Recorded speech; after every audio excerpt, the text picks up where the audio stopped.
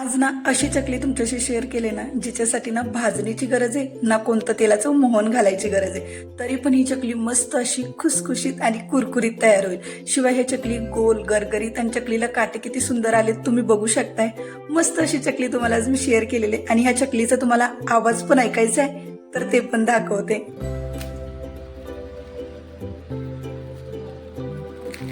तुमची पण चकली अशीच कुरकुरीत आणि खुसखुशीत होईल. आणि तुम्हाला माहिती का मंडळी, ही चकली आपण कशाची बनवली? ज्वारीच्या पिठापासून, जी सगळ्यात पौष्टिक आहे. त्यासाठी व्हिडिओला अजिबात स्किप न करता व्हिडिओ शेवटपर्यंत बघा. आवडला तर एक लाईक करा. चॅनलवर तुम्ही नवीन असाल तर सबस्क्राईब करायला विसरू नका. नमस्कार मंडळी, मी प्रियांका आणि तुम्हा सर्वांचं प्रियाज पुडीमध्ये मनापासून स्वागत. करूयात रेसिपीला सुरुवात. तर इथे बघा 2 कप इतके मी ज्वारीचं पीठ घेतलेलं आहे, 1/2 कप इतकं तांदळाचं पीठ, 1 छोटा चमचा लाल मिरची पावडर लागणार आहे, 2 छोटे चमचे मी इथे सफेद तीळ घेतलेत, अर्धा छोटा चमचा आपल्याला ओवा लागणार आहे. इथे मी 1 छोटा चमचा इतकी धनेपूड घेतलेली आहे. त्यासोबतच आपल्याला चवीनुसार मीठ लागणार आहे. म्हणजे ना 2 छोटे चमचे इतकं घेतलं ना तरी पण अगदी परफेक्ट होऊन जाईल. त्यासोबतच आपल्याला ना 2 मोठे चमचे इतकं तेल लागणार आहे. तर आता हे सगळं साहित्य मी डिस्क्रिप्शन बॉक्समध्ये लिहून दिलेलं आहे. आता आपण सुरुवात करूया. तर सगळ्यात पहिल्यांदा आपल्याला ना असं एक मोठा बाउल घ्यायचा आहे. याच्यामध्ये ना सगळे जिन्नस आपण मिक्स करून घेणार आहोत. तर सगळ्यात पहिल्यांदा आपण जी 2 पिठं घेतलीत की नाही, ती एक एक करून ना व्यवस्थित अशी चाळून घेऊयात. शक्यतो ज्वारीमध्ये ना खूप चाळ असतो. जरी आपण किरणीवरून जरी त्यांना सांगितलं की मला बारीक पीठ दळून द्या, तरी पण थोडाफार चाळ येतोच त्याच्यामध्ये. त्यासाठी चाळून घेणं गरजेचं आहे. तर ह्याला व्यवस्थित असं आपण चाळून घेऊयात. तर हे बघा, ज्वारीचं पीठ आपलं व्यवस्थित असं चाळून झालेलं आहे. आता याच्यामध्येच ना आपल्याला तांदळाचं पीठ सुद्धा चाळून घ्यायचंय. ठीक आहे, तांदळाचं पीठ तुम्ही न चाळता वापरलं तरी पण चालेल, पण मला असं वाटतं की चाळून घेतलेलं सगळ्यात बेस्ट राहील. एखादा कण वगैरे यायला नको त्याच्यासाठी. तर हे बघा की इतका चाळ त्याच्यातून निघालाय. आता ह्याला साईडला ठेवून देऊयात. आता याच्यामध्ये ना एक एक करून बाकीचे जिन्नस घालूयात. तर सगळ्यात पहिल्यांदा आपण धनेपूड घालूयात. याच्यामध्ये आपण सफेद तीळ लगेच घालून घेऊयात. सफेद तीळचं प्रमाण थोडंसं कमी जास्त केलं तरी चालेल. आणि याच्यामध्ये आपल्याला लाल मिरची पावडर घालायची, ज्याच्यासाठी कलर सुद्धा येईल आणि थोडासा तिखट सुद्धा लागेल. आता ह्याच्यामध्ये चवीनुसार मीठ घालायचंय.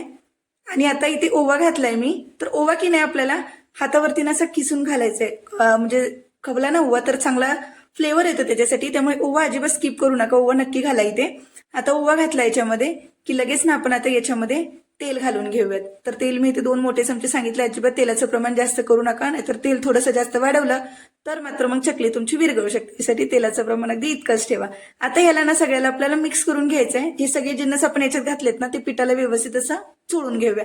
तर बरेच जण काय करतात, तुपामध्ये पाणी गरम करतात, त्याच्यामध्ये सगळे जिन्नस घालून घेतात आणि नंतर त्याच्यामध्ये पीठ घालून मग त्याची उकड करतात. तसं केलं तरी चालेल, पण मला असं वाटतं ना की हे सगळं आपण एकत्र मिक्स केलं ना तर पिठाला हे सगळे जिन्नस लागले जातात. आता ह्याला थोडा वेळ साईडला ठेवून देऊयात असंच.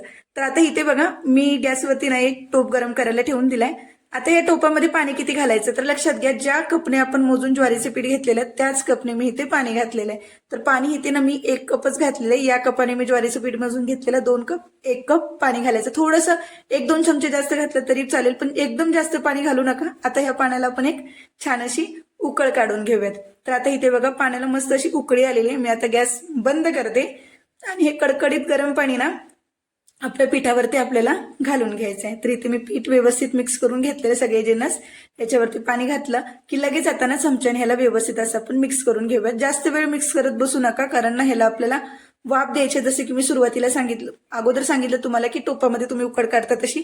त्यामुळे अगदी फक्त पीठ आपल्याला ह्याच्यामध्ये मिक्स करून घ्यायचंय. चमच्याला वगैरे लागलं असेल तर सुरुवातीला चमच्यानेच करा, हाताने केलं तर चटके बसतील म्हणून. आता याच्यावरती झाकण ठेवूयात आणि फक्त एक 10 मिनिटासाठी ह्याला आपण असंच रेस्ट करायला ठेवून देऊयात. तर आता इथे बघा 10 मिनिटं होऊन गेलेले आणि किती मस्त अशी वाफ बसले. हे बघा ताटाला सुद्धा किती छान पाणी सुटलंय.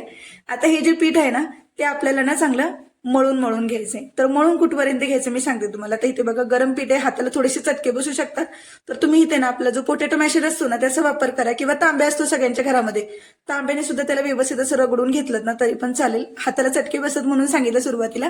आणि इथे जर तुम्हाला वाटलं की आता पाणी खूप कमी आहे तर मग असं ना कोमट पाणी घ्या, त्याच्यामध्ये अगदी थोडासा हात बुडवून घ्यायचा, लागल तेवढं पिठाला लावून घ्यायचं आणि मग व्यवस्थित असं मळून घ्यायचं. पीठ मळताना सुद्धा ह्याचा गोळा आपल्याला कठीणच ठेवायचा आहे, लक्षात घ्या. इतका कठीण राहायला पाहिजे, अजिबात सुद्धा पातळ वगैरे करायचा नाही. नाहीतर चकली करायची असते, मग त्याच्यासाठी जर पीठ पातळ झालं ना तर मग चकल्या व्यवस्थित होत नाही, शिवाय त्या चकलीला काटे येत नाहीत. त्याच्यासाठी.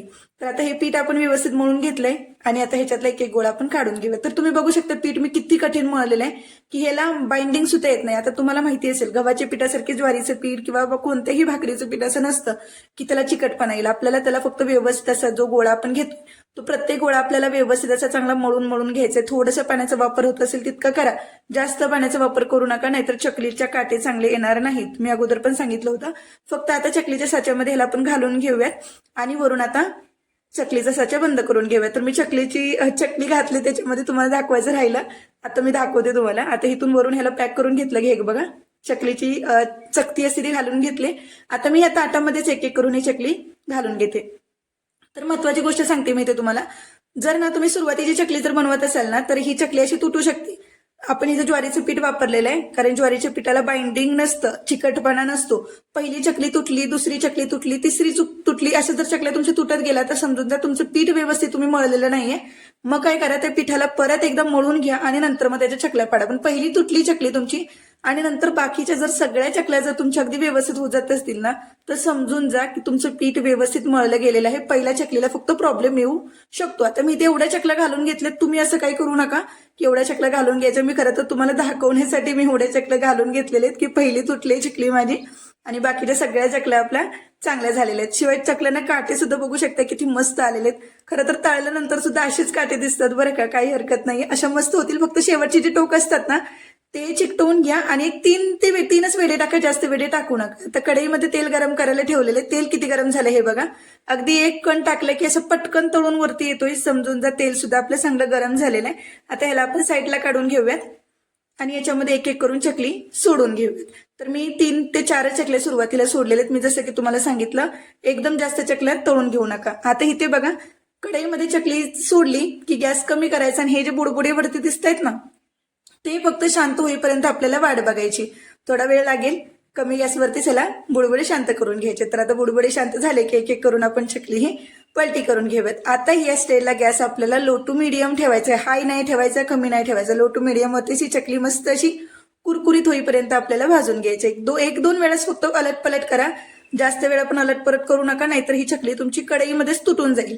ठीक आहे, ही गोष्ट महत्वाची आहे. 1-2 ते 3 वेळा तुम्ही अलट पलट करून ह्याला भाजून घेतलं ना तुम्हाला जाणवेल की ही चकली ना तुमच्याशी तळाला जायला लागलेली आहे.